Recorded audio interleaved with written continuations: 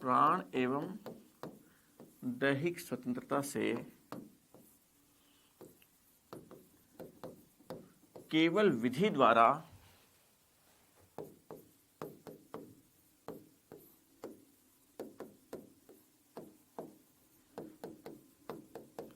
स्थापित प्रक्रिया से ही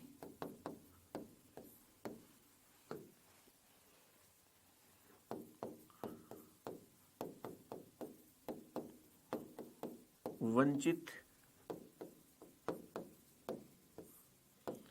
किया जाएगा, अन्यथा नहीं।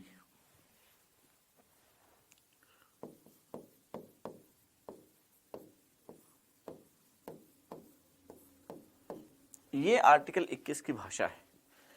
पहली बात तो कोई व्यक्ति, इसका मतलब ये विदेशियों को और भारत के नागरिकों को सभी को अधिकार प्राप्त है। व्यक्ति शब्द यूज किया गया है। प्राण और दैहिक स्वतंत्रता से वंचित किया जाएगा, लेकिन केवल कौन सी प्रोसेस से? विधि द्वारा स्थापित प्रक्रिया से। केवल विधि द्वारा स्थापित प्रक्रिया से ही वंचित किया जा सकेगा, अन्यथा नहीं किया जा सकेगा। उसके प्राण और दैहिक स्वतंत्रता से अगर वंचित किया जाएगा, अगर राज्य द्वारा ऐसा वंचित किया जाता है उसको जीवन के अधिकार से, तो केवल और केवल इस एक वजह से, इस एक तरीके से उसे उसके जीवन के अधिकार से वंचित किया जा सकता है, अन्यथा नहीं किया जा सकता। तो देखिए, विधि द्वारा स्थापित प्रक्रिया क्या है? इसको इंग्लिश में अगर हम कहें तो देखिए, प्रोसीजर एस्टेब्लिश्ड बाय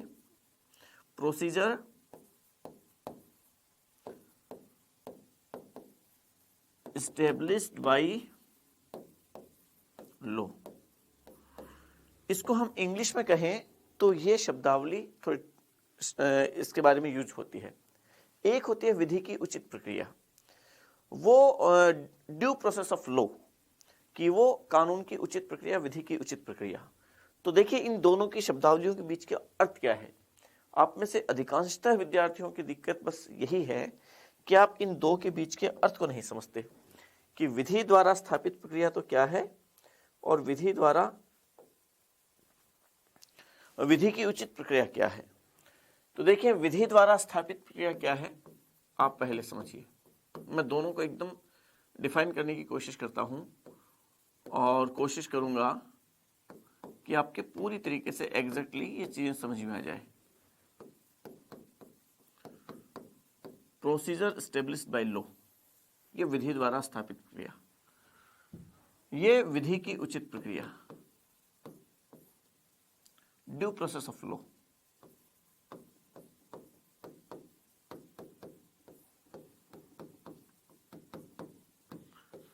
पहले तो आप ये समझ लीजिए कि विधि द्वारा स्थापित प्रक्रिया ये ब्रिटेन की भाषा है, विधि की उचित प्रक्रिया ये अमेरिका की भाषा है। मतलब अमेरिकी ये शब्दावली अमेरिकी संविधान में, ये ब्रिटिश संविधान से और जापान के संविधान से प्रभावित है। क्या है दोनों में अंतर? पहले आप इसको समझिए, फिर हम इसमें आते हैं। भारत के संविधान में आर्टिकल 21 में ये भाषा यूज की गई है, विधि द्वारा स्थापित प्रक्रिया क्या है, समझिए आप।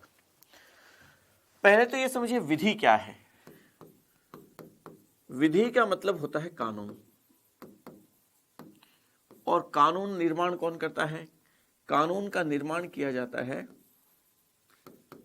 कानून का निर्माण कौन करता है? कानून का निर्माण करती है व्यवस्थापिका, और भारत की व्यवस्थापिका का नाम क्या है? व्यवस्थापिका का मतलब क्या हुआ? संसद। भारत की व्यवस्थापिका का नाम संसद ही तो है। तो विधि कौन बनाती है? संसद बनाती है। अब यहां से समझना आप, विधि द्वारा स्थापित प्रक्रिया मतलब ऐसी प्रक्रिया जिसे किसने स्थापित किया? विधि ने स्थापित किया। और विधि का निर्माण किसने किया? संसद ने किया। पूरी प्रोसीजर समझना आप। मतलब यह कि ऐसी प्रक्रिया जिस प्रक्रिया को विधि ने स्थापित किया और उस विधि का निर्माण संसद ने किया। मतलब यह कि उस प्रक्रिया पर जोर देती है, उस प्रक्रिया को फॉलो करती है जिस प्रक्रिया को विधि द्वारा बनाया गया है, और वो विधि जिसे किसने बनाया है? संसद द्वारा बनाया गया है, उस प्रक्रिया को फॉलो करती है। विधि द्वारा स्थापित प्रक्रिया से ही वंचित किया जाएगा, कहा गया ना। तो मतलब यह कि ये जो प्रक्रिया है, ये जो शब्दावली है, ये जोर देती है केवल उस प्रोसेस पे, केवल और केवल उस प्रोसेस पे जोर देती है जिस प्रोसेस का जिक्र उस विधि कानून बनाकर किया गया है। समझ पा रहे हैं आप? केवल उस प्रोसेस पर जोर देगी। इसका मतलब यह हुआ कि यदि संसद ने कानून बनाया, विधि बनाई और विधि के तहत किसी प्रक्रिया को निर्धारित कर दिया और उसके तहत किसी व्यक्ति को जीवन के अधिकार से वंचित किया जा रहा है, तो ठीक है। मतलब ये कि इसके तहत कोई व्यक्ति के जीवन के अधिकार से वंचित हो रहा है, तो यहां केवल और केवल उस प्रक्रिया को देखा जाएगा कि उस प्रोसेस को फॉलो किया गया या नहीं किया गया। बस कौन सी प्रोसेस? जो कि उस विधि के तहत संसद द्वारा बनाई गई है। केवल उस प्रक्रिया को फॉलो किया गया है या नहीं किया गया है, केवल यह देखा जाता है। यदि उस प्रोसेस को फॉलो किया गया है, इसका मतलब उस व्यक्ति को जीवन के अधिकार से वंचित किया जा सकता है, कोई दिक्कत नहीं है। लेकिन यदि उस प्रोसेस को फॉलो नहीं किया गया है, ऐसी स्थिति में उस व्यक्ति को जीवन के अधिकार से वंचित नहीं किया जा सकेगा। वो कहता नहीं, अन्यथा नहीं किया जा सकता। बस उस प्रक्रिया को देखा जाता है कि उस प्रक्रिया को फॉलो किया गया है कि नहीं किया गया है। मतलब यह कि इस प्रक्रिया में यह नहीं देखा जाता, इस पूरे सिस्टम में कोर्ट में अगर जाएगा मामला तो केवल प्रोसेस को फॉलो किया गया कि नहीं किया गया यह देखेगा। मतलब वो विधि सही है या नहीं है यह नहीं देखा जाता है, केवल यह देखा जाता है कि वो प्रोसेस को फॉलो किया गया कि नहीं किया गया। विधि जो बनी हुई वो तो एकदम ओके है, कोई दिक्कत नहीं है। संसद ने विधि बनाकर इसको निर्धारित किया है, वो ओके है। उस विधि सही है कि गलत है ये नहीं देखा जाता, केवल वो प्रोसेस देखी जाती है कि उस प्रोसेस को फॉलो किया गया है या नहीं किया गया है। मतलब विधि द्वारा स्थापित प्रक्रिया, कानून ने यदि किसी प्रक्रिया को बना दिया है, प्रक्रिया तय कर दी, संसद ने कानून बना के प्रक्रिया तय कर दी, तो फिर ठीक है, केवल उस प्रोसेस को फॉलो किया जाए इतना देखा जाता है। ठीक है। विधि की उचित प्रक्रिया में क्या होता है, फिर देखना दोनों में क्या फर्क है। विधि की उचित प्रक्रिया में होता यह है कि यह अमेरिका में है, मतलब यहां पे प्रक्रिया को देखा जाता है, लेकिन वो प्रक्रिया कैसी होनी चाहिए? वो उचित होनी चाहिए, न्यायपूर्ण होनी चाहिए, प्राकृतिक न्याय से संगत होनी चाहिए, ठीक होनी चाहिए। यदि वो प्रक्रिया उचित नहीं है, उस प्रक्रिया को भी देखा जाता है कि वो उचित है कि नहीं है। वो कौन सी प्रक्रिया? जो इस विधि ने तय की है। मतलब ये कि अब इस सिस्टम को इससे समझिए आप। यदि संसद ने कोई कानून, अमेरिका की बात बता देता हूं मैं, अमेरिका में व्यवस्थापिका ने कोई कानून बनाया और उसके तहत मान लीजिए विधि की उचित प्रक्रिया के तहत उसको डिफाइन करना है, उस चीज की जांच करनी है, तो क्या होगा? वहां पे केवल यही नहीं देखा जाता कि प्रक्रिया को फॉलो किया गया कि नहीं किया गया, ये तो देखा ही जाएगा कि प्रोसेस को फॉलो किया गया कि नहीं किया गया, ये तो ठीक है। लेकिन यह भी देखा जाता है कि वो विधि उचित है कि नहीं। वो विधि बनाकर उस प्रोसेस को ठीक तरीके से, वो जो प्रोसेस निर्धारित की गई संसद ने विधि बनाकर, वो उचित है कि नहीं है। मतलब केवल इसकी ही जांच नहीं की जाती है, बल्कि इसकी भी जांच की जाती है। जबकि इसके तहत केवल इसकी जांच की जाती है, इसकी जांच नहीं की जाती है। केवल यह देखा जाता है कि प्रोसेस को फॉलो किया गया है कि नहीं किया गया है। समझ रहे हैं आप? कहीं उस प्रोसेस का उल्लंघन तो नहीं किया गया है, केवल यह देखा जाता है। जबकि इसके तहत न केवल उस प्रोसेस को देखा जाता है, बल्कि उस विधि को भी देखा जाता है कि वास्तव में वो विधि बनाकर जो प्रक्रिया को निर्धारित किया गया, वो प्रक्रिया न्यायपूर्ण तो है कि नहीं है, वो उचित है कि नहीं है, उसको भी देखा जाता है। मतलब उस विधि की भी जांच की जाती है कि कहीं संसद ने गलत विधि तो नहीं बना दी। जबकि इसके तहत चाहे संसद ने गलत विधि बना दी हो, लेकिन इसको नहीं देखा जाता है। केवल यह देखा जाता है कि वो विधि जो भी बनाई, गलत सही जो भी, उस विधि को फॉलो किया गया है कि नहीं किया गया है। समझ पा रहे हैं आप? तो इसका दायरा इसकी तुलना में निश्चित तौर पे अधिक विस्तृत है। ये अधिक विस्तृत है, इसका दायरा बहुत ज्यादा है, क्योंकि इसमें न केवल प्रक्रिया को का जो किया जाता है पुनरावलोकन, बल्कि उस विधि का भी पुनरावलोकन किया जाता है जो संसद ने बनाई है। उस विधि को भी पूरा चेक किया जाता है कि ये सही है कि नहीं। बात समझ पा रहे हैं आप? तो इसका मतलब यह है, इन दोनों में फर्क है कि ये उस विधि का पुनरावलोकन नहीं करती, उस विधि को पर क्वेश्चन मार्क नहीं लगाती, जबकि ये उस विधि पर भी क्वेश्चन मार्क लगाती है। इन दोनों में अंतर को समझना आप। विधि द्वारा स्थापित प्रक्रिया का मतलब केवल उस प्रक्रिया को ही फॉलो किया जाता है, प्रक्रिया की ही जांच की जाती है कि वो प्रक्रिया को फॉलो किया गया या नहीं किया गया। वो प्रक्रिया जो कि विधि बनाकर संसद ने स्थापित की है, और अगर संसद ने विधि बनाकर जो प्रक्रिया स्थापित की है, उसको तो न्यायपूर्ण मानते हैं कि जो स्थापित की रखी है वो एकदम ओके है, बस उसको फॉलो किया गया कि नहीं किया गया, उसका अनुसरण किया गया कि नहीं किया, उसके अनुसार काम हुआ कि नहीं हुआ, बस इतना देखा जाता है। जबकि इसमें उस पूरे प्रोसेस को का अनुसरण किया गया कि नहीं किया गया ये तो देखा ही जाता है, साथ में ये भी देखा जाता है कि वो जो प्रोसेस निर्धारित किया है संसद ने विधि बनाकर, वो वास्तव में विधि उचित है कि नहीं है। तो इसका दायरा ज्यादा व्यापक है। बात समझ रहे हैं आप? अब भारत में ये व्यवस्था लागू, और चूंकि भारत में ये व्यवस्था लागू, तो अब यहां पे कई बार टकराव आए। एक बार एक केस आया, वो आया A.K. गोपालन केस 1950 का। एक केस देखना आप, A.K. गोपालन केस।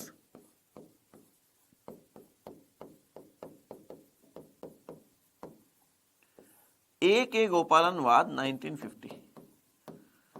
और इस केस में सुप्रीम कोर्ट ने कहा, निर्णय दिया कि देखिए संविधान में आर्टिकल 21 में सीधे सीधे तौर पर विधि द्वारा स्थापित प्रक्रिया लिख रखा है।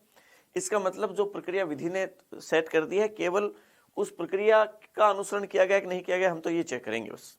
मतलब जीवन का अधिकार मिल रहा है, और जीवन के अधिकार के तहत यदि मान लीजिए किसी व्यक्ति के जीवन का अधिकार उसके प्राप्त है, हमने तो विधि जो बनाकर जो प्रोसेस तय की है उसको फॉलो कर रहे हैं, बस ठीक है, इसके आगे हम नहीं जाएंगे। मतलब केवल परंपरागत व्याख्या की। एक केस बाद में और आया, और वो आया आपके 1978 का, और वो केस आता है आपके मेनका गांधी केस।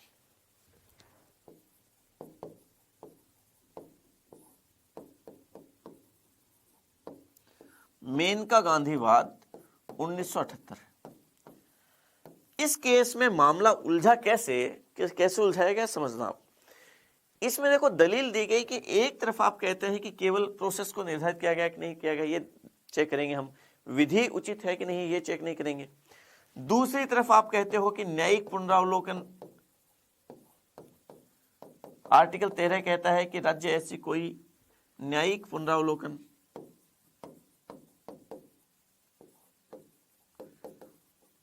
और ये मौलिक अधिकारों के संबंध में न्यायिक पुनरावलोकन कौन से आर्टिकल में है, वो हमने पीछे पढ़ाई है 13(2) में, कि राज्य ऐसी कोई विधि नहीं बनाएगा जो मौलिक अधिकारों का उल्लंघन करता हो। मतलब वो विधि बनाई गई कि नहीं बनाई गई, वो जो बनाई गई विधि है वो मौलिक अधिकारों का उल्लंघन करती है कि नहीं करती है, इसको चेक करेगा कोर्ट।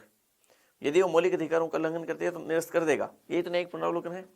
और यहां आप कहते हैं कि आप इसकी व्याख्या इस तरीके से कर रहे हैं कि हम इस विधि को चेक करेंगे ही नहीं, हम तो केवल ये चेक करेंगे कि प्रोसेस को फॉलो किया गया कि नहीं किया गया।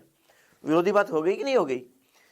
जहां आर्टिकल 13(2) पूरी विधि की जांच करता है कि वो विधि मौलिक अधिकारों से संगत है कि नहीं है, 13(2) के तहत तो आप वैसे कह रहे हो, और यहां पे ये कहा जा रहा है कि आप कह रहे हो कि केवल हम प्रोसेस को तय फॉलो करेंगे, केवल प्रोसेस फॉलो की गई कि नहीं की गई, केवल ये चेक करेंगे, हम विधि को चेक ही नहीं करेंगे कि वो असल में कानून संगत है कि नहीं है, वो न्याय संगत है कि नहीं है, हम चेक ही नहीं करेंगे।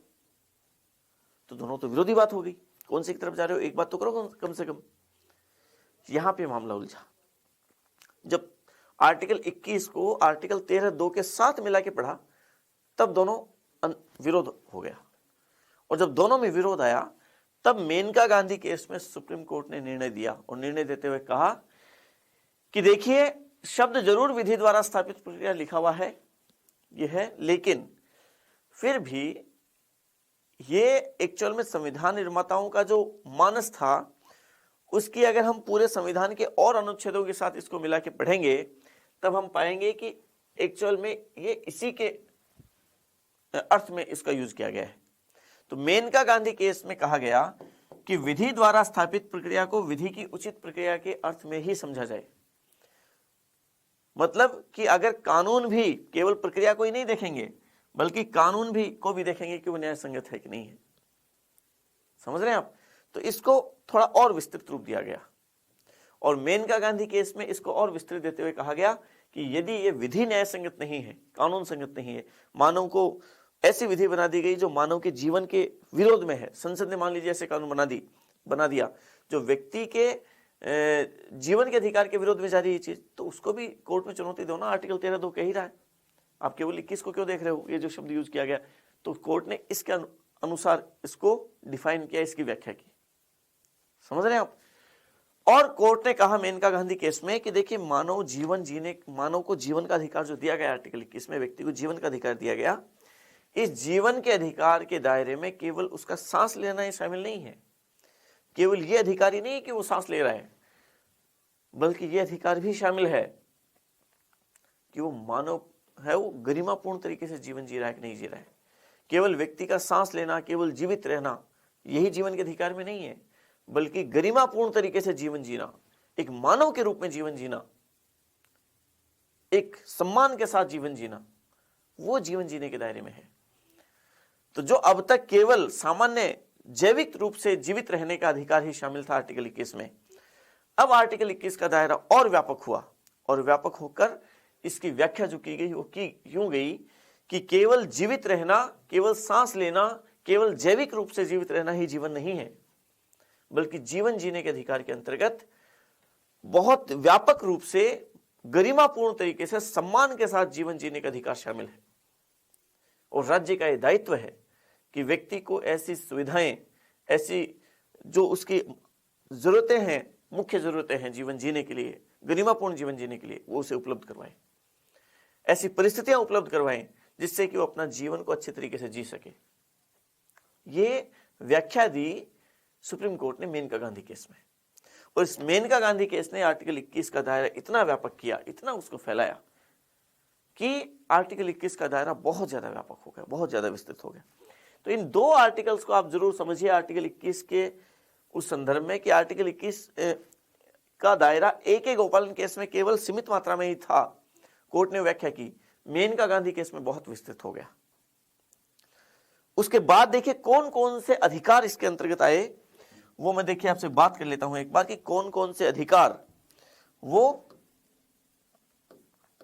इसके अंतर्गत शामिल किए गए। तो देखिए कौन कौन से अधिकार शामिल किए गए, समझिए आप। इसके अंतर्गत शामिल किया गया, सबसे पहले मैं कुछ बात कर लेता हूं आपसे, कुछ कहानियां समझिए आप। वो कहानियां क्या, मतलब वास्तविक घटनाएं हैं, थोड़ा सा रोचक तरीके से हम बात करते हैं। सबसे पहले बात कर लीजिए आप शिक्षा के अधिकार की। हालांकि इसको आगे फिर जाके आर्टिकल 21 के में जोड़ दिया गया था, फिर वहां पे भी बात करेंगे। शिक्षा के अधिकार की बात कीजिए कि शिक्षा का अधिकार वो आर्टिकल 21 में है, शामिल है। इसके बारे में एक केस आया, और जो केस आया उस केस का नाम है मोहिनी जैन केस। मोहिनी जैनवाद 1992। क्या केस था समझिए आप। मोहिनी जैन एक्चुअल में, देखिए मैं इसकी पूरी कहानी बता देता हूं आपको, क्योंकि शिक्षा का अधिकार अलग से भी है, आपके आरटी भी आपके कई बार जीवन में काम आती है, राइट टू एजुकेशन एक्ट, तो उसकी जड़ें यहां पे हैं, समझना आप। एक्चुअल में कर्नाटक सरकार ने 1984 में, कर्नाटक की बात कर रहा हूं मैं,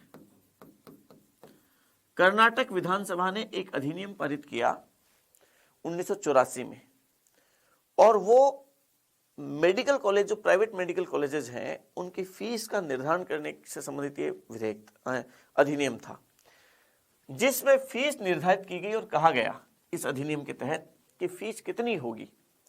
तो कहा गया कि यदि किसी प्राइवेट मेडिकल कॉलेज की बात है, किसी प्राइवेट मेडिकल कॉलेज में यदि गवर्नमेंट सीट है, कुछ सीटें गवर्नमेंट है, ये कुछ सीटों को गवर्नमेंट सीट रखा गया, यदि गवर्नमेंट सीट पर किसी का सिलेक्शन होता है तो उसकी फीस लगेगी 2000 रुपए, समझना आप। यदि किसी का गवर्नमेंट सीट पे सिलेक्शन नहीं हुआ है लेकिन वो कर्नाटक का रहने वाला है, तो ऐसी स्थिति में उसकी फीस लगेगी 25,000 रुपए। और कोई ऐसा स्टूडेंट जो गवर्नमेंट सीट पर उसका सिलेक्शन नहीं हुआ है और वो कर्नाटक का भी नहीं है, वो कर्नाटक के अलावा देश के अन्य किसी हिस्से का है, अन्य किसी राज्य का है, तो ऐसी स्थिति में उसकी फीस लगेगी 60,000 रुपए। देखिए आप, कोई स्टूडेंट यदि गवर्नमेंट सीट पर उसका सिलेक्शन होता है तो 2000 रुपए की फीस। यदि कोई कर्नाटक का रहने वाला स्टूडेंट जिसकी गवर्नमेंट सीट पर सिलेक्शन नहीं हुआ, उसकी 25,000 रुपए फीस। और कर्नाटक के बाहर के रहने वाले, किसी अन्य राज्य के रहने वाले ऐसे स्टूडेंट जिनका गवर्नमेंट कोटे पे उसका सिलेक्शन नहीं हुआ है, वो 60,000 रुपये उसकी फीस। अब क्या मोहिनी जैन जो थी, ये मोहिनी जैन रहने वाली थी यूपी की, उत्तर प्रदेश की। इसको सीट अलॉट हुई कर्नाटक की कोई निजी college, private college, medical college. तो मोहिनी जैन यूपी की रहने वाली थी, गवर्नमेंट कोटे में उसका सिलेक्शन हुआ नहीं, तो यहां पे उसकी फीस कितनी लगने वाली थी, वो इस 60,000 के दायरे में आ रही थी। और 1992 का जब दौर देखते हैं आप, तो 60,000 रुपए बहुत भारी रकम थी। और इस राशि को चुका पाने में मोहिनी जैन असमर्थ थी। कोर्ट चली गई। कोर्ट जाके कहा कि देखिए, मेनका गांधी केस में आज से 14 साल पहले कोर्ट ने ये सीधे सीधे साफ तौर पे कहा है कि प्रत्येक व्यक्ति को गरिमापूर्ण जीवन जीने का अधिकार है। और गरिमापूर्ण जीवन जीने का मतलब है कि जो उसमें योग्यताएं हैं, जो उसमें प्रतिभा है, उसके अनुसार वो जिए। मुझ में योग्यता है कि मैं डॉक्टर बनूं, और मैं इसके लिए अपना सिलेक्शन करवा भी चुकी हूं। लेकिन यदि मेरी आर्थिक स्थितियां मुझे डॉक्टर बनने से रोक रही है, वो आड़े आ रही हैं, तो ऐसी स्थिति में मेरा अधिकार, मुझे इस बारे में मेरा अधिकार है ये कि राज्य मुझे वो करवाए, मुझे शिक्षा मिलनी चाहिए, शिक्षा का मेरा अधिकार है, क्योंकि इस बगैर शिक्षा के मैं गरिमापूर्ण जीवन जी नहीं पाऊंगी। तो देखिए, डबल बेंच थी, 2 न्यायाधीशों की पीठ थी। ये मोहिनी जैन केस में 2 न्यायाधीश थे, 2 न्यायाधीशों की पीठ थी। कोर्ट भावुक हो गया। कई मामलों में हुआ है, हम आगे बात करेंगे इस बारे में। कोर्ट भावुक हो गया तो कोर्ट ने कहा कि ये बात तो ठीक है, शिक्षा का अधिकार बिल्कुल होना ही चाहिए, बगैर शिक्षा के तो कैसे कर पाएंगे आप। तो कहा कि ठीक है, जाइए, शिक्षा का अधिकार देते हैं हम आपको। शिक्षा का अधिकार को आर्टिकल 21 के दायरे में, आर्टिकल 21 की व्याख्या की और कहा कि शिक्षा के अधिकार का प्रत्येक व्यक्ति को जीवन के अधिकार के दायरे में शिक्षा का अधिकार मिलना चाहिए। लेकिन चूंकि 2 न्यायाधीशों की पीठ थी, संवैधानिक पीठ नहीं थी, और संविधान की व्याख्या करने का अधिकार कम से कम ऐसी पीठ को होता है जो कि 5 न्यायाधीशों की हो। जब कोर्ट ने यह फैसला दिया तो यहां पर मेडिकल कॉलेज के संचालक जितने भी थे, उन लोगों को यह लगा कि अब तो भाई, अगर कोर्ट ने ऐसा कह दिया मतलब उनको ये फीस मिलेगी नहीं, तो उनके कॉलेज को वो संचालित कर ही नहीं पाएंगे इतनी फीस से। तो और संचालित कर ही नहीं पाएंगे तो फिर कॉलेज क्यों चलाएं। हड़ताल पे चले गए और सीधे सीधे तौर पे गवर्नमेंट कॉलेज में अल्टीमेटम दिया कि यदि ये फीस हमें नहीं दी गई तो हम कॉलेज चलाएंगे नहीं। क्यों चलाएंगे? और अधिकारों की रक्षा करने की या अधिकार देने की जिम्मेदारी हमारी थोड़ी ना है, ये जिम्मेदारी राज्य की है। तो हमारी तरफ से तो चाहे मोहिनी जैन फीस दे, चाहे राज्य फीस दे, और चाहे जो कोर्ट कह रहा है कि उसका अधिकार है उसको मिलना चाहिए, हमें तो कोर्ट दे दे फीस, हमारे पास तो फीस आनी जरूरी है। तो इस प्रकार से मामला उलझ गया, हड़ताल पे चले गए। और मेडिकल कॉलेज जब हड़ताल पे जाएंगे, वहां पे जब मेडिकल कॉलेज से ही तो डॉक्टर्स आते हैं, अब जब वहां से ये मामला उलझ गया तो सरकार दबाव में आ गई। यहां मामला एक और नया मामला आया, और नया मामला आया उन्नी कृष्णनवाद। देखना इस मामले का पटाक्षेप कैसे हुआ। उन्नी कृष्णन केस वो आता है 1993 का, और इस उन्नी कृष्णन केस में फिर सुप्रीम कोर्ट ने कहा, और 5 न्यायाधीशों की पीठ, इस उन्नी कृष्णन केस में सुप्रीम कोर्ट ने कहा कि देखिए, शिक्षा का अधिकार निश्चित तौर पे व्यक्ति के जीवन के अधिकार में शामिल है, और हर व्यक्ति को शिक्षा का अधिकार मिलना ही चाहिए, जरूरी है ये। और आर्टिकल 21 के दायरे में जीवन के अधिकार में शिक्षा का अधिकार आता है, निश्चित तौर पे आता है। लेकिन यह शिक्षा का अधिकार वो 6 से 14 वर्ष तक की आयु की सीमा तक ही शामिल होना चाहिए, क्योंकि 6 से 14 वर्ष तक की आयु में जो शिक्षा मिलती है, वहां तक उसमें समझ विकसित हो जाती है कि वो अपनी गरिमा को वो समझ जाता है, उसके गरिमापूर्ण जीवन जीने के लिए ये शिक्षा पर्याप्त है। तो इस गरिमापूर्ण जीवन जीने के दायरे में जो शिक्षा के अधिकार की बात की गई, शामिल किया गया, वो केवल 6 से 14 वर्ष तक की जो प्राथमिक शिक्षा है, 8वीं तक की शिक्षा, उसको ही शामिल किया गया, प्रारंभिक शिक्षा को शामिल किया गया। उच्च शिक्षा को शामिल नहीं किया गया। अब ये मोहिनी जैन ले रही थी उच्च शिक्षा, मेडिकल कॉलेज में शिक्षा, तो इसका मतलब है मोहिनी जैन को इसका लाभ नहीं हुआ। समझ पा रहे हैं आप? तो उन्नी कृष्ण केस से फिर उसको शिक्षा का अधिकार प्रदान किया गया, 6 से 14 वर्ष तक की शिक्षा के अधिकार वो इसमें शामिल हुआ। बाद में सरकार पर दबाव बढ़ा 1993 के बाद कि इसको भी संविधान में शामिल करें आप, अगर कोर्ट ने ऐसा कहा तो फिर 2002 में 86वां संविधान संशोधन करके आर्टिकल 21 के जोड़ा गया और उसमें शिक्षा के अधिकार को शामिल किया, 6 से 14 वर्ष तक के बच्चों के लिए अनिवार्य और निःशुल्क शिक्षा का अधिकार। और फिर इसी के अनुरूप फिर 2009 में संसद ने कानून बनाया, राइट टू एजुकेशन एक्ट, और शिक्षा का अधिकार अधिनियम बनाकर उसे 1 अप्रैल 2010 से लागू किया। ठीक है, तो एक तो ये शिक्षा का अधिकार समझिए आप। ठीक इसी तरीके से और कई मामले आए, हम उन सभी की बात करते हैं। देखिए पर्यावरण संरक्षण,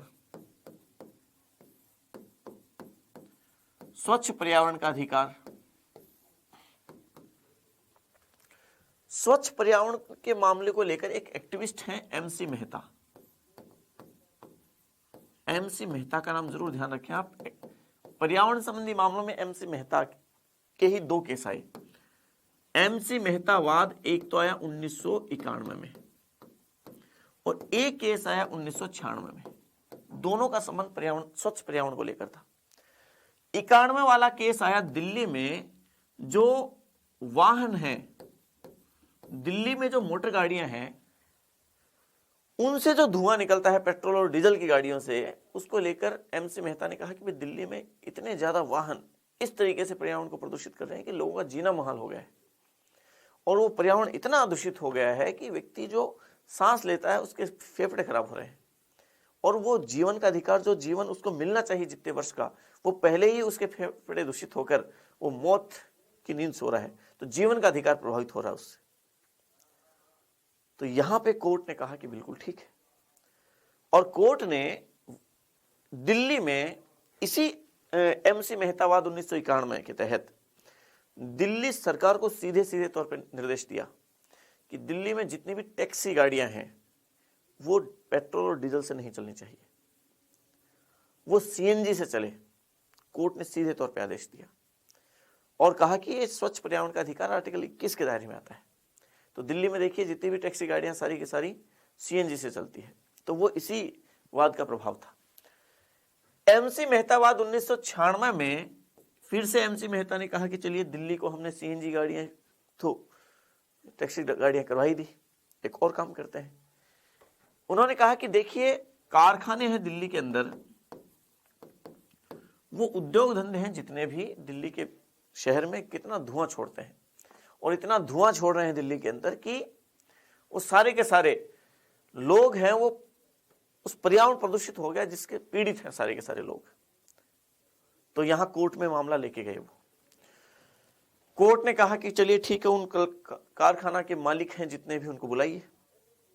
बुलाया गया कोर्ट में, कारखाना उद्योग मालिक आए, उनसे कहा कि भाई क्यों धुआं छोड़ रहे हो, तुम्हें धुआं छोड़ने का अधिकार थोड़ी ना है।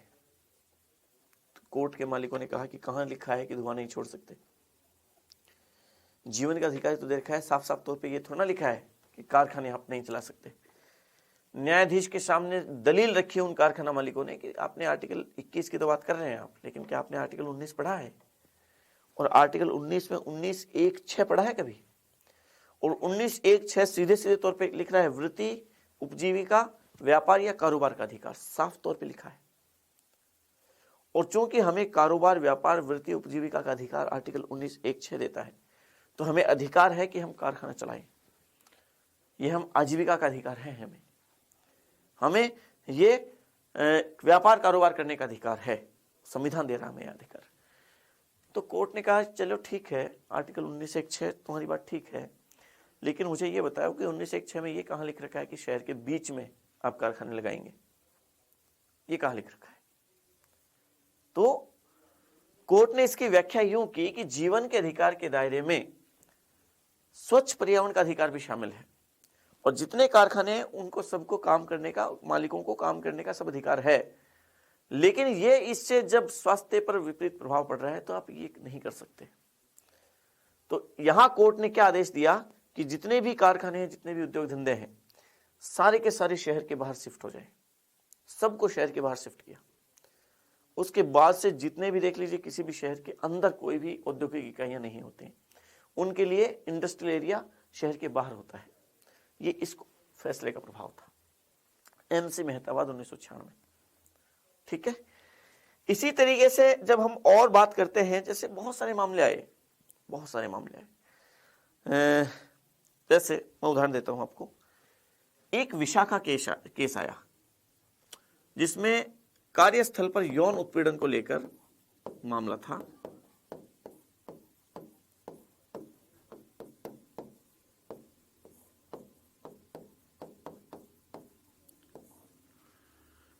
और यह मामला था कि क्या हुआ कि राजस्थान का ही मामला है ये, कि राजस्थान में एक महिला कर्मचारी के साथ उसके ही सहकर्मी ने दुराचार किया, यौन उत्पीड़न किया उसका, और दुष्कर्म करने के बाद में वो जो महिला है, उस महिला के पक्ष में एक महिला संगठन है विशाखा नाम से, वो कोर्ट में चला गया। और केस जो आया वो विशाखा केस, विशाखावाद 1997। और इस केस में सुप्रीम कोर्ट ने कहा कि देखिए, सुप्रीम कोर्ट में यह कहा गया कि कोई महिला यदि अपने ये कर्मकाजी महिला है, कोई वर्किंग वुमेन है कोई, तो वो कामकाजी महिला यदि अपने ऑफिस जाती है तो उससे इस बात की तो सुरक्षा की गारंटी दी ही जानी चाहिए कि उसका जीवन वहां सुरक्षित रहे। और जीवन का मतलब केवल उसको मार देना ही नहीं है जीवन का मतलब, बल्कि उसके यौन उत्पीड़न से भी उसको संरक्षण मिले। क्योंकि यौनिक उसको साथ अगर दुष्कर्म किया गया, यौन दुराचार अगर उसके साथ किया गया, तो वो भी उसके जीवन के ऊपर आक्रमण है, ये जीवन के ऊपर हमला है ये। तो यहां पर कोर्ट ने सीधे सीधे तौर पे विशाखा केस में कार्यस्थल पर यौन उत्पीड़न से संरक्षण प्रदान को आर्टिकल 21 के दायरे में जीवन के अधिकार में शामिल किया। और यह कहा कि सरकार इस बात को तय करे कि जितने भी ऑफिस हैं, जितने भी आपके ऑफिस हैं, कार्यालय हैं, उनमें एक शाखा ऐसी हो, एक अधिकारी ऐसा हो जो महिलाओं के यौन उत्पीड़न को लेकर वो उनकी शिकायतें वहां पे की जा सके। तो इस तरीके से कार्यस्थल पर यौन उत्पीड़न को लेकर ये विशाखा केस आया। फिर देखिए, एक इसका मतलब है कि जितने भी मान लीजिए कोई व्यक्ति कहे कि पानी, गंदा पानी आ रहा है, गंदा पानी मैं पीऊंगा अगर तो मैं बीमार हो जाऊंगा। बीमार होऊंगा का मतलब मेरे जीवन के ऊपर विपरीत प्रभाव है, तो मुझे स्वच्छ पानी पीने का अधिकार है, 21 में आना चाहिए।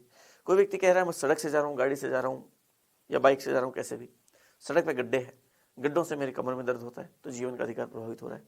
तो यहाँ पे आर्टिकल 21 के दायरे में मेरे वो अच्छी सड़क होने का अधिकार भी होना चाहिए। वो कहे मैं सांस ले रहा हूँ, दूषित हवा रही, स्वच्छ पर्यावरण का अधिकार होना चाहिए। मतलब ये कि जीवन के जितने भी क्षेत्र हैं, वो सारे क्षेत्र वो आर्टिकल 21 के दायरे में आ जाते हैं। मैं इसके 2-4 उदाहरण और देता हूं आपको। देखिए, एक केस आया, वो आजीविका का अधिकार एक्चुअल में इसमें शामिल है कि नहीं है। आजीविका के अधिकार की बात करते हैं, और जब हम आजीविका के अधिकार की बात करते हैं तो एक केस आया ओल्गा टेलिसवाद।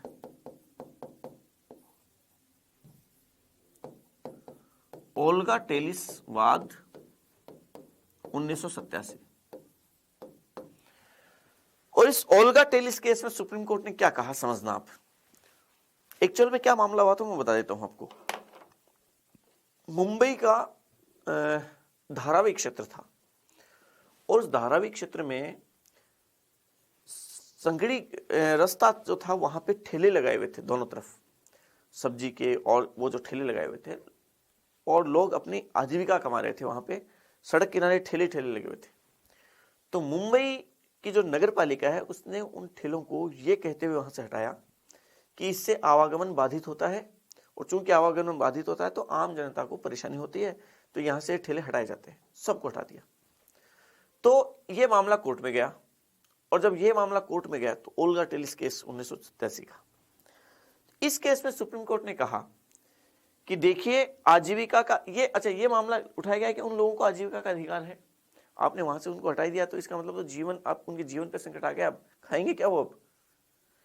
तो अब यहां कोर्ट ने कहा कि आजीविका का अधिकार शिक्षा के आर्टिकल 21 के जीवन के अधिकार के दायरे में आता है। लेकिन कोर्ट ने यह भी कहा कि देखिए, सड़क पे भी इस तरीके से ठेले खड़े करना ठीक नहीं है, इससे आवागमन बाधित होता है, दूसरे और अधिकार उस बाधित होते हैं उससे। तो मुंबई नगर पालिका को आदेश दिया गया कि एक अलग क्षेत्र में चिन्हित किया जाए और वहां पे इन लोगों को ठेला लगाने के लिए जगह आवंटित की जाए, ताकि वो लोग वहां पर ठेला लगाकर अपनी आजीविका को कमा सके। तो ये ओल्गा टेलिस केस आया। ऐसे ही चिकित्सा सुविधा प्राप्त करने का अधिकार,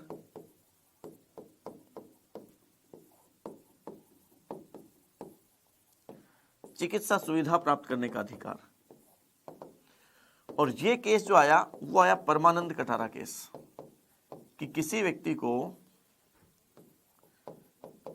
चिकित्सा सुविधा प्राप्त करने का अधिकार है, 1989। इस केस में क्या है कि कोई व्यक्ति अगर एक्सीडेंट हो गया तो बगैर पुलिस की एफआईआर के उसको कोई हॉस्पिटल में चिकित्सा सुविधा नहीं दी जाती है।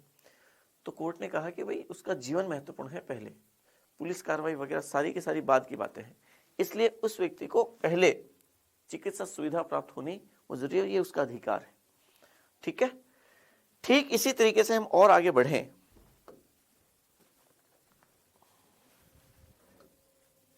तो देखिए, अगर और हम आगे बढ़ें तो हम पाएंगे कि और बहुत सारे अधिकार हैं इसमें। और जैसे विदेश जाने का अधिकार की बात करें हम,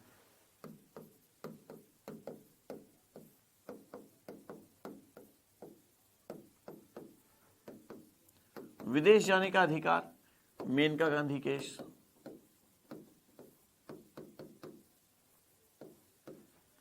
उन्नीस कि आप विदेश जा सकते हैं, जीवन के अधिकार में शामिल है आपके। एक जैसे मान लीजिए एक केस आया, एक मजेदार केस आया, वो है पी रतिनाम केस। आपको शायद याद होगा 1994 में एक केस आता है पी रतिनाम केस, 1994। और इस केस में कहा गया कि देखिए, आत्महत्या करने का अधिकार होना चाहिए।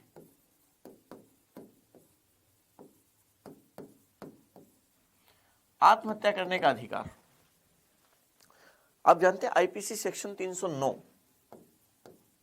आईपीसी इंडियन पिनल कोड की धारा 309, उसमें यह कहा गया कि आत्महत्या की अगर कोशिश की गई तो वो दंडनीय अपराध होगा। आत्महत्या करना दंडनीय अपराध नहीं है। आत्महत्या मतलब ये आत्महत्या करना एक ऐसा जुर्म है, एक ऐसा कार्य है कि यदि आपने ये काम कर लिया तो कोई जुर्म नहीं, कोई आपको सजा नहीं मिलेगी। लेकिन यदि आपने सिर्फ कोशिश की इसकी, तो फिर आपको उसकी सजा मिलेगी। तो यहां पे पी रतिनाम वो चाह रहे थे कि मैं आत्महत्या करूं, लेकिन उनको यह डर था कि यदि मैं बच गया आत्महत्या करने की कोशिश में, मान लीजिए अगर मैं आत्महत्या कर लूंगा तब तो कोई दिक्कत ही नहीं ना, लेकिन मैं बच गया अगर, तो आईपीसी धारा 309 कहती है कि फिर आपको सजा मिलेगी। तो सजा मैं ना काटूं अगर वो बाई चांस बच गया, तो ये डर था उन्हें। तो वो कोर्ट में लेके गए इस मामले को कि भाई मैं आत्महत्या करना तो चाहता हूं, लेकिन अगर बच गया तो फिर इससे कैसे बचूंगा, तो आत्महत्या करने का अधिकार मिलना चाहिए मुझे, ये अधिकार मुझे दिया जाए, क्योंकि यह अभी आर्टिकल 21 के दायरे में आता है। तो कोर्ट ने कहा कैसे आता है बताइए। तो बड़ी अजीब सी दलील पेश की गई और बड़ी गजब की भी दलील पेश की गई। देखिए कोर्ट कैसे कैसे कई बार भावुक हो जाता है। इसमें कहा गया कि देखिए, जिस तरीके से आपने आर्टिकल 19(1) में कहा कि अभिव्यक्ति करना, उसमें अभिव्यक्ति ना करना भी शामिल है। मतलब कि आप अभिव्यक्ति करें या ना करें, ये आपका स्वतंत्र है, आपका अधिकार है। और अभिव्यक्ति ना करेंगे तो भी वो अभिव्यक्ति करने में ही माना जाएगा। ठीक इसी तरीके से आप किसी धर्म को माने या ना माने, अंतःकरण की स्वतंत्रता में यह भी शामिल है कि आप धर्म को मान भी सकते हैं, नहीं भी मान सकते, ये आपका अधिकार है। तो कहा कि जीवन के अधिकार में भी तो जीवन जिए चाहे ना जिए, ये भी तो हमारा अधिकार होना ही चाहिए। तो ठीक वहां दोनों में आपने मान लिया कि करे या ना करे आपका अधिकार है, यहां क्यों नहीं मान रहे हो, यहां पे भी तो होना चाहिए कि जिए चाहे ना जिए हमारा अधिकार है। तो कोर्ट यहां भावुक हो गया और कोर्ट ने कहा बिल्कुल ठीक कह रहे हैं आप, कितने गजब की दलील लेके आए हो, हमने तो आज से पहले इस बारे में सोचा ही नहीं था। तो कोर्ट ने कहा जाइए, बिल्कुल आप जाइए और आराम से जाके आत्महत्या कीजिए, कोई दिक्कत नहीं है। आत्महत्या का अधिकार दिया गया यहाँ पे जीवन के अधिकार के तहत पी रति नाम केस में। लेकिन फिर 1996 में एक केस और आया, और ज्ञान कौर केस, और वो केस आया ज्ञान कौरवाद।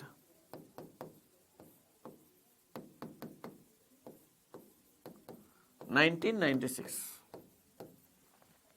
और इस केस में सुप्रीम कोर्ट ने क्या कहा, अपनी उस भूल को सुधारते हुए कहा कि देखिए आत्महत्या, इसकी व्याख्या फिर से वापस की गई कि देखिए 1994 में जो हमने व्याख्या की वो थोड़ी अधूरी थी, वो ठीक नहीं थी।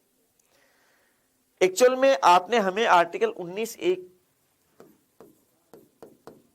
का उदाहरण देके तो भावुक किया था कि अभिव्यक्ति ना करना, अभिव्यक्ति करना, दोनों आप उसमें शामिल है, वैसे जीना ना जीना भी इसमें शामिल होना चाहिए। तो कोर्ट ने कहा कि देखिए अभिव्यक्ति ना करना भी अभिव्यक्ति करने का ही एक रूप होता है, क्योंकि अभिव्यक्ति नहीं करने से भी आप एक तरीके की अभिव्यक्ति कर रहे हैं। क्योंकि कोई व्यक्ति नाराज है, वो बोल नहीं रहा है, मतलब अपनी नाराजगी प्रकट कर रहा है, तो अभिव्यक्ति तो कर रहा है अपनी नाराजगी की। या फिर कोई व्यक्ति अगर अभिव्यक्ति नहीं भी कर रहा है कुछ भी, तो अभिव्यक्ति न करने के बाद वो अपनी अभिव्यक्ति करने का अधिकार रखता है। वो बाद में अपनी अभिव्यक्ति करने का, उसकी अभिव्यक्ति आगे जो अभिव्यक्ति है वो समाप्त नहीं होगी उससे। लेकिन आप कह रहे हैं कि आपको मरने का अधिकार दिया जाए, आत्महत्या करने का अधिकार दिया जाए, न जीने का अधिकार दिया जाए। तो यहां कहा कि इसमें दिक्कत यह है कि मर जाना जीने के दायरे के अंतर्गत नहीं है। जैसे इसमें तो अभिव्यक्ति ना करना भी अभिव्यक्ति का ही एक रूप है, लेकिन यहां ना जीना जीने का एक रूप नहीं है, मर जाना जीने का एक रूप नहीं है। और दूसरी बात कि कोई व्यक्ति मर जाने के बाद वापस कैसे जिएगा, यहां तो अभिव्यक्ति ना की बाद में भी अपने अभिव्यक्ति के अधिकार का यूज कर सकता है। लेकिन कोई व्यक्ति यदि मर ही गया तो फिर उसके पास जीने का अधिकार कैसे रहेगा, वो उसका यूज कैसे करेगा। तो इसलिए चूंकि अभिव्यक्ति ना करना भी अभिव्यक्ति का ही एक रूप है, लेकिन मर जाना वो जीने का एक रूप नहीं है, इसलिए आर्टिकल 21 के तहत जीने का जो अधिकार है वो आत्महत्या करने का जो जिसके बारे में आप दावा कर रहे हैं, वो आत्महत्या करने का अधिकार वो जीने के अधिकार के दायरे में नहीं आता। तो आईपीसी सेक्शन 309 उसको वापस वैलिड किया गया। तो इस मतलब यह कि 1994 से 1996 के बीच में यदि किसी व्यक्ति ने आत्महत्या करने की कोशिश कर ली तब तो ठीक है, लेकिन अगर वो बच गया उस कोशिश में तो एक तरीके से उसको किसी प्रकार का उसके ऊपर केस नहीं चलने वाला था। ये एक अच्छा समय था, जब कोई व्यक्ति आत्महत्या करना चाहे तो उसके लिए अच्छा समय था। फिर देखिए आत्महत्या करने के अधिकार के अलावा विशाखा केस आ ही गया। इसके अलावा आपके चलिए एक मैं और बता देता हूं आपको, इच्छा मृत्यु के अधिकार की बात है।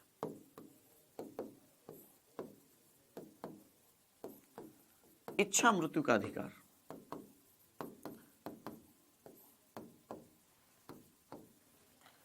इच्छा मृत्यु को देखिए क्या कहते हैं इंग्लिश में, यूथनेशिया। ध्यान रखना, यूथनेशिया।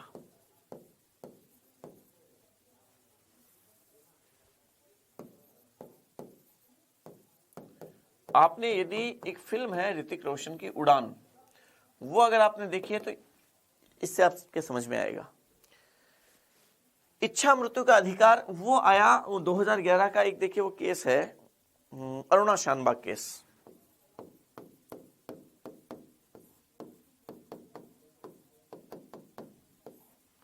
अरुणा शानबाग वाद 2011। एक्चुअल में अरुणा शानबाग मुंबई के किसी हॉस्पिटल में नर्स थी। ये बात 1977-78 के आसपास की है। और उस हॉस्पिटल में काम कर रही उस अरुणा शानबाग जो कि नर्स थी, उस पर उसी हॉस्पिटल के वार्ड बॉय ने उसके साथ दुष्कर्म किया, उस पर हमला किया, जिससे अरुणा शानबाग कोमा में चली गई और लगभग 40-42 साल तक वो कोमा में रही। उसकी एक दोस्त थी पिंकी वीरानी, उसने कोर्ट में केस किया और कहा कि देखिए जीवन के अधिकार में गरिमापूर्ण जीवन जीने का अधिकार शामिल है, लेकिन यदि कोई व्यक्ति गरिमापूर्ण तरीके से नहीं जी पा रहा है तो उसको कम से कम गरिमापूर्ण तरीके से मरने का तो अधिकार होना चाहिए, कि वो कम से कम मर तो सके गरिमापूर्ण तरीके से। इस तरीके से 40-42 साल तक इस तरीके से वो जी रही है, जिसमें कोई उसमें हलचल नहीं है, वो एक तरीके से उसके साथ अन्याय है, उसे इच्छा मृत्यु का अधिकार दिया जाए। तो कोर्ट ने इच्छा मृत्यु के अधिकार की व्याख्या की और कहा कि देखिए, एक होती है एक्टिव यूथनेसिया, एक होती है पैसिव यूथनेसिया। एक्टिव यूथनेसिया तो वो कि किसी व्यक्ति को जो एकदम ठीक है, बगैर प्राकृतिक किसी उपकरण के भी बगैर किसी कृत्रिम उपकरण के भी वो जी सकता है, उसको तो इच्छा मृत्यु का अधिकार नहीं है। लेकिन कोई ऐसा व्यक्ति जो बगैर किसी उपकरण के, वो उपकरण लगाए हुए हैं तो उसकी सांसें चल रही है, जी रहा है, जैसे डायलिसिस या रखते हैं ना उसके ऊपर, तब तक तो वो जी रहा है। जैसे ही वो उपकरण हटाएंगे उससे, वो प्राकृतिक रूप से मौत हो जाएगी उसकी, वो पैसिव यूथनेसिया है। तो इस तरीके से पैसिव यूथनेसिया की इसमें इजाजत दी गई कि पैसिव यूथनेसिया की इजाजत है, आप आराम से इस अधिकार का यूज कर सकते हैं। ठीक है, तो इस तरीके से यूथनेसिया का जो इच्छा मृत्यु का अधिकार अर्नोल्ड शानबाग केस 2011 में दिया गया। हम कुछ और अधिकारों की बात करें तो जैसे मान लीजिए भोजन प्राप्त करने का अधिकार,